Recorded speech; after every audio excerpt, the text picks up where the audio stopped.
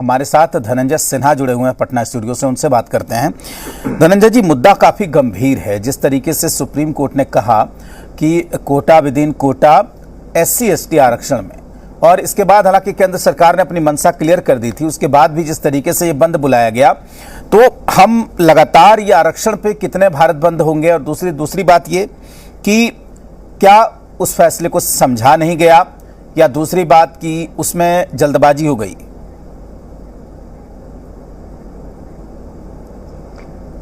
देखिए राजेश जी, जो फैसला दिया है सुप्रीम कोर्ट ने, वह फैसला वास्तविक रूप में देखें तो जो प्रदर्शन कर रहे हैं अधिकतर युवा, उनके पक्ष में यह फैसला है।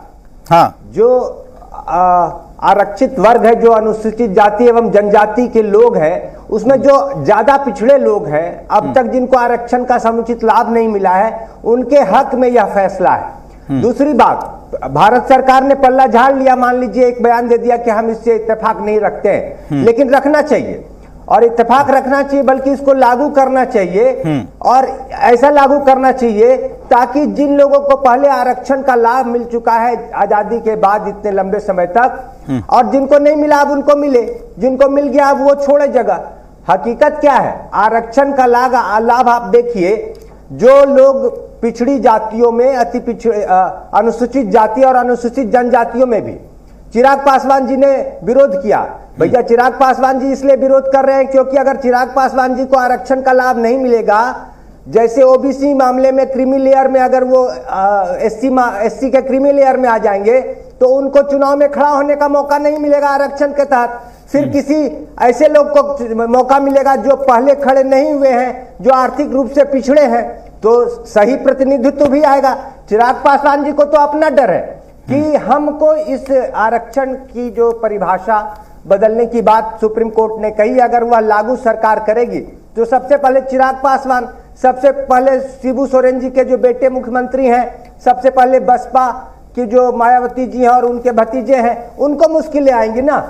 ये आम लोग जो प्रदर्शन कर रहे हैं उनको मुश्किलें नहीं आएंगी, लेकिन ये जो प्रदर्शन कर रहे हैं उसका ये कारण है कि इन तक सही मैसेज नहीं पहुंचा है।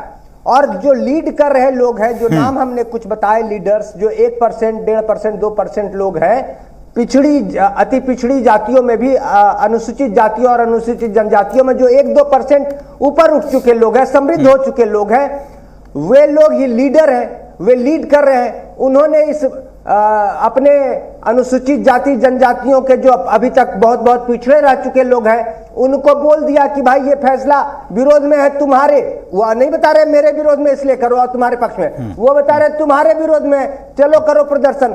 लोग पूरी बातों से अनजान हैं, लोग नहीं जानते इसका पूरा फॉर्मेट। इसको पढ़ना चाहिए जो सुप्रीम कोर्ट ने कहा है, और बिल्कुल यह जो पिछड़े रह गए हैं अनुसूचित जाति जनजाति के लोग, उनके पक्ष में यह फैसला एक। ठीक। दूसरी बात, सरकार पल्ला झाड़ लिया, आपने बताया सरकार ने पल्ला इसलिए झाड़ लिया क्योंकि उनको लगा कि मैसेज पूरा नहीं गया है और उससे विरोध होने लगेगा, हमें आरक्षण विरोधी समझा जाने लगेगा। पहले भी सरकार की नीतियां, वर्तमान सरकार की ऐसी मंशा रही है, तो उस पर शंका आसान हो जाता है।